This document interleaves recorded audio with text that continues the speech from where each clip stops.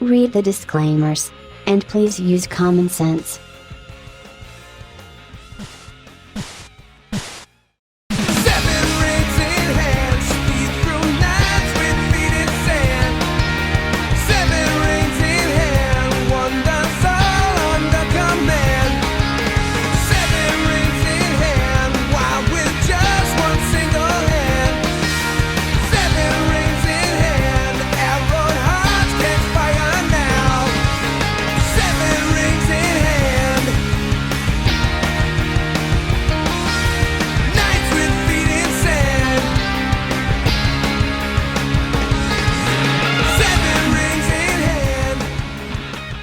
When you think about it, everything that we make is a story.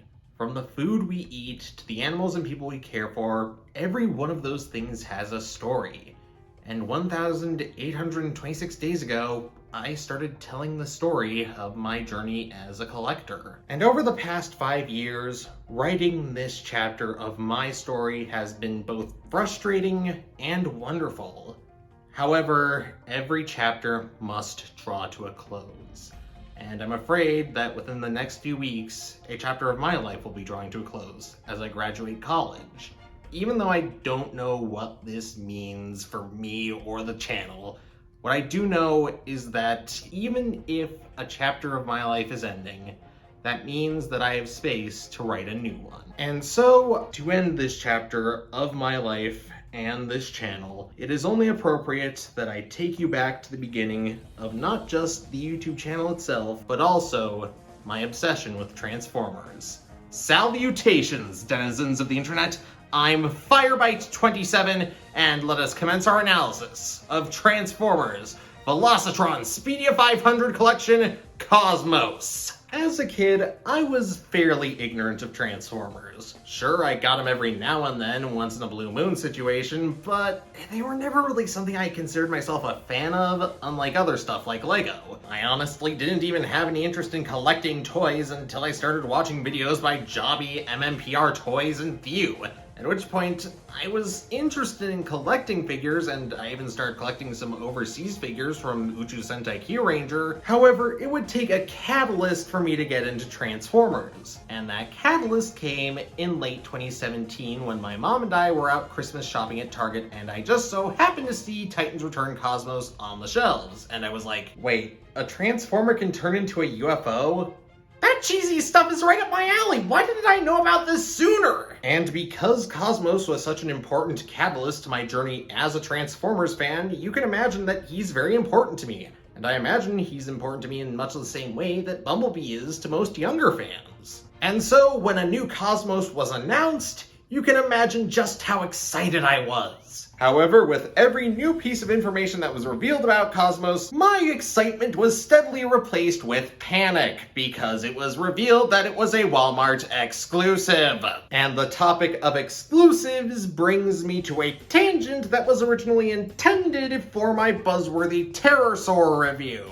Hopefully this won't take more than 5 minutes. Now, contrary to what you might believe, I actually like exclusives. I like them a lot. There are certain characters that don't have the appeal to be sold at general retail. However, a lot have soured on exclusives as of late, and they've been pointing the figures at Hasbro because they are the manufacturer of the toys. However, they've been pointing their fingers in the wrong direction. All business is rooted in supply and demand. The exclusives are simply a tactic to get companies to buy more stock, to demand more. And once the exclusivity deals are negotiated, you're basically at the mercy of whoever's in charge of ordering stock for your local retailer. Walmart is the worst company when it comes to stocking their exclusives, and they have continued to be the worst. Netflix Wave 1.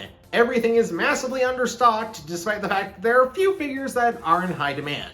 Verdict? They just didn't care. Wave 2 of Netflix. Everything is massively understocked yet again. This is despite the fact that there are 3 very high demand figures in the wave, but they never order more, and soon enough, the one original mold in the wave becomes scalper territory. Verdict? They just did not care. Sandstorm, Buzzsaw, and Nightprowler. And I have friends that are still finding them on shelves despite the fact that they should have been put on clearance.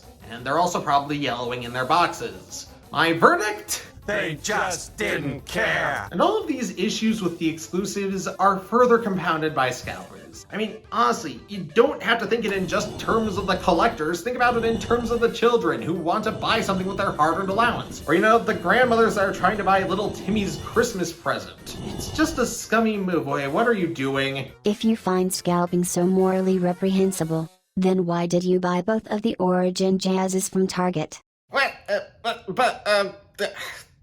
Look, it's for a friend. Point is, exclusives drive a lot of FOMO through the roof. And wherever there's FOMO, there's also a scalper quoting a meme. It's free real estate. What I'm trying to say is that Walmart dropped the ball, and I should not have had to import this figure from Australia via a friend of my friend, Dr. Lockdown. And at the end of this all, was it worth paying the extra cost to import it from Australia? Well, as a Cosmos simp, I was going to say yes either way, but the vehicle mode alone makes the import price worth it.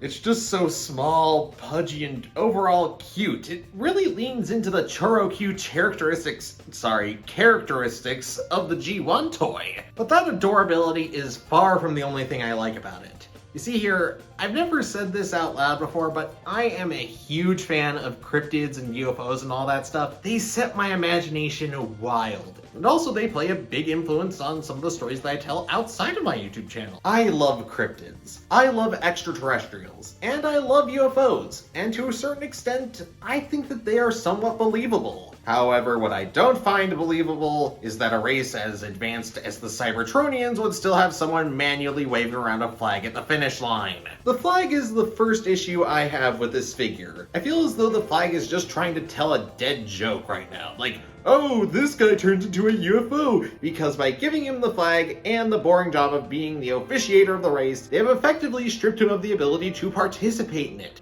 saying that he'll never be good enough to race alongside the other, much more obscure characters in the line as a participant, and he'll just be relegated to the sidelines as support. Well, that's just my personal damage. The flag is alright. You can even detach the flag from this thing and turn it into a cape by plugging it into the port on his back. If you've already surrendered yourself to the absurdism of this alt mode.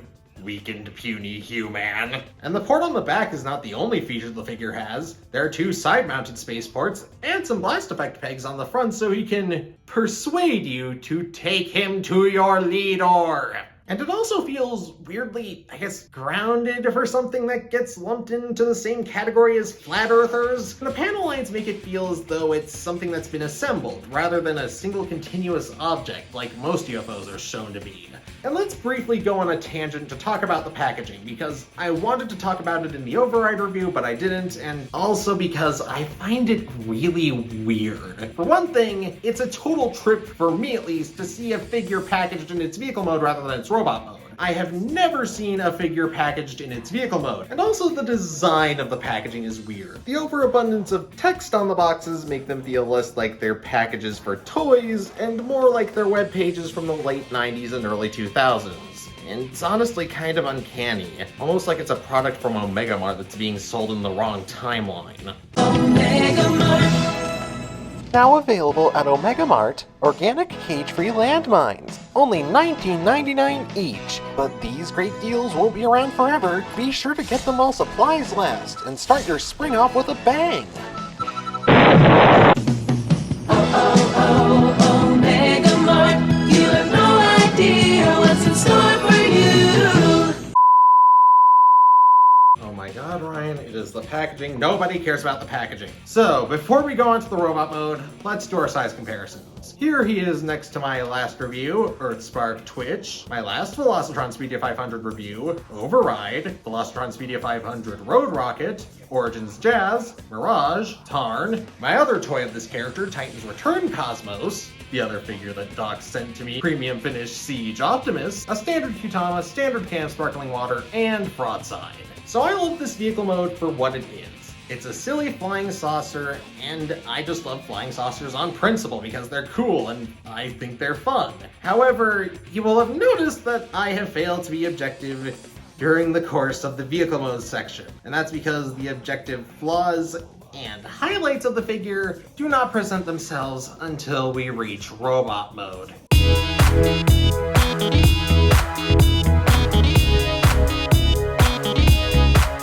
this is ground control to Major Tom. We have made it through the transformation, and we can now see the best parts and worst parts of the Velocitron Cosmos. And no, this little divot right here does not count. It is not unique sculpting, it is simply an indentation to allow the fist to rest inside of the forearms. We'll start out with the bad news. The transformation is fine. It's perfectly passable, it's easy enough to do, but there are two problems with it. The first one is the process of getting the backpack out. It's on this sliding rail that I don't like because it's so tight. The drawback to sliding rails is that they get looser with every transformation. However, in this circumstance, no matter how many times I've transformed it, it has not gotten any looser. My second issue feeds into an overarching theme with this figure, and that is the fact that they really didn't pull out any bells or whistles when it came to engineering the transformation. Everything these days seems to have some sort of unconventional or interesting step. Like Legacy Transmetal 2 Megatron. It's got an armature that extends on all of these joints and like wraps around the body to form part of the crotch and also the tail. That's really interesting. Oh, I see. This is most unconventional. However, for Cosmos, there's just nothing. It's all just really standard moves that I've seen before. There's no moment where you're like, wow, I didn't expect that step of the transformation. Nobody expects that step of the transformation. The transformation just lacks bells or whistles, and I think I know why. You see here, this isn't the Cosmos, and this isn't the Override that we were supposed to get. They were originally supposed to be retools, specifically of Origins B in the case of Cosmos, and Studio Series 86 Hot Rod in the case of Override. However, for some reason they changed this sometime during development, and all the time that they had spent researching and developing a possible retool version of these two characters was thrown out the window along with whatever budget was wasted on them. Meaning that there was less dev time and less budget to put into the original molds for Override and Cosmos. But that's not the only symptom of the rushed development. You will notice that there are massive interstellar voids in his forearms. And while normally hollowness doesn't bother me, here it does. Now, I've never talked about my feelings about hollow parts on Transformers before, mostly because I started collecting at a time when that stuff was pretty darn prevalent. However, I think for the sake of consistency, I should tell you my thoughts on it right here so I don't end up saying anything hypocritical in the future. I can tolerate hollow parts, provided there is unique sculpting on the inside of said part. If it's not uniquely sculpted from the rest of the figure, then it feels like there's no point. Do something interesting with all that dead space. Put in a few panel lines or a spring or some wiring molding. Literally, you could do anything to make this more interesting and it would shave off a fraction of the plastic used. A very small fraction, granted, but it would shave off some of the cost and also make it look better. What am I supposed to do with this black hole of boredom? But even though it's glaringly obvious that Cosmos and Cosmos and Override were the unfortunate victims of budget reallocation, Cosmos is still amazing. Sure, they may not have gone ham with the engineering or the sculpt work, but they did go ham with the paint. There's so much of it, from all the dark green here on the arms, feet, and on the top of his little torso, to the silver stripe running down the torso and onto his feet, and also the little silver panels on the side of this silver stripe. And on top of that, they also painted the head in 3 different places. They painted it red, yellow, and blue, and they also added his little blue panels to the side of the silver stripe, and they painted out his entire window section. And they also painted the entirety of his arms from the front. Most deluxes don't get that much paint, but that's where they went ham on this figure. They even painted both sides of the flag, but they unfortunately seemed to run out of budget before they could turn the other side of the flag into a chessboard. That's weird. And I suppose the non-chessboardy side of the flag can still be used as a cape.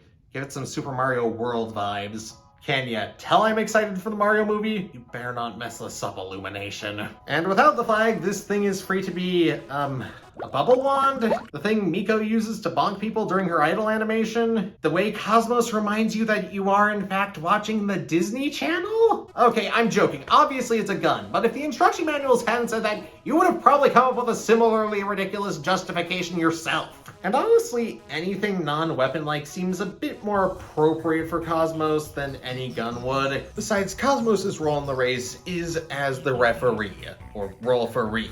It's a job that requires him to commentate and crack wise, not conceal and carry. You can even make him better suited to this role by turning him into Lakitu by partially untransforming the UFO mode. Now he can start the race by holding a stoplight at the end of a fishing rod. And it's probably a good thing that they didn't make his gun badass because, he certainly can't pose like a badass.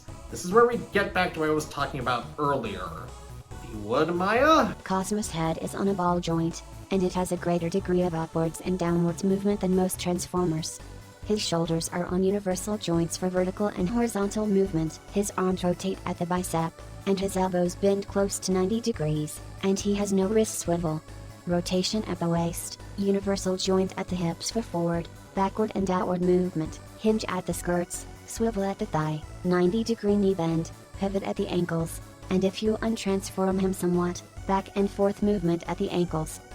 See what I mean? The articulation is serviceable, but there are no bells and whistles that really make it stand out from the crowd. It's just another good and well-articulated figure. And really, that's all I wanted. So let's just do our size comparisons before we deliver the final verdict. Here's Cosmos next to Twitch, Override, Road Rocket, Jazz, Mirage, Tarn, Titan's Return Cosmos, Premium Finish Optimus Prime, and of course, the Standard Kitama, Standard Can Sparkling Water, and Frodside.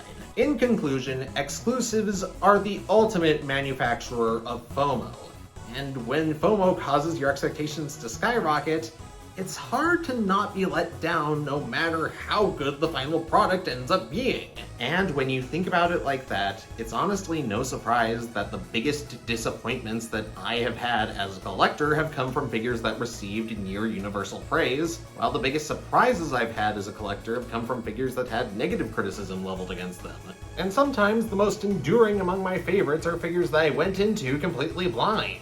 And as a content creator, I know that I contribute to this problem. My videos can sway people's opinions. Maybe people find me annoying and therefore don't want to check out the toy even though I'm saying it's good. If I don't do my research, I could spout out a bad take or misinformation, and that could convince someone to avoid picking up a figure that has a problem that doesn't really exist. Granted, I haven't always been the best at this, but that's down to inexperience, and experience can be acquired. Whatever the case, I know that I can change people's mindsets and end up influencing whether or not they feel disappointed with the figure when they acquire it. And I feel as though that power can be a bit dangerous, especially if people just start blindly following your opinion. It's basically the origin of cute. What YouTuber gave you that opinion? Meme. The panic I experienced trying to get Cosmos could have easily led to me being disappointed with the figure. However, because I watched several reviews from people who had conflicting opinions on the mold, and also by talking to friends who actually own the figure, I was able to manage my expectations. And so, well, I mean, come on, it's obvious. This figure is a 10 out of 10, at least to me. But I'm conscious of the fact that that's because I love Cosmos. This figure was never gonna let me down regardless of how terrible it turned out because, quite frankly, I'm too much of a Cosmos simp to really care about it. And I will admit that on any other day, for any other character really, this would be an 8 out of a 10 at best. And at its worst, this would be a 6 out of 10 for the exclusivity kerfuffle alone. However, because I love Cosmos too much, that's not gonna affect my opinion here.